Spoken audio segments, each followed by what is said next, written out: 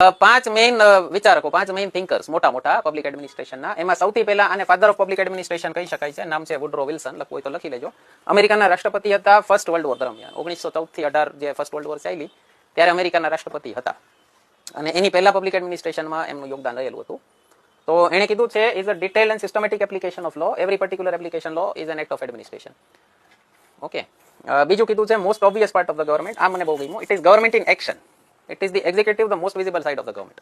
Executive એટલે શું થયું? ભારતની દ્રષ્ટિએ જોવો તમે તો મંત્રીમંડળ આવી ગયું, આઈએએસ આવી ગયું, આઈપીએસ આવી ગયું. ગામડાના માણસને પૂછો તમે, નોર્મલ નાના સિટીના માણસને પૂછો કે ભાઈ સરકાર એટલે કોણ, તો એ શું કહેશે? પોલીસ વાળા, મામલતદાર, તલાટી, બરાબર. એને કોને જોયો સરકાર એટલે કોણ? તો શું કીધું છે? It is the most visible part of the government, most visible side of the government. કોણ? એક્ઝિક્યુટિવ, બરાબર. અને સિસ્ટમેટિક એપ્લિકેશન ઓફ લો, કાયદાનું અમલ કોણ કરાવે છે? ધેટ ઇઝ પબ્લિક એડમિનિસ્ટ્રેશન, બરાબર.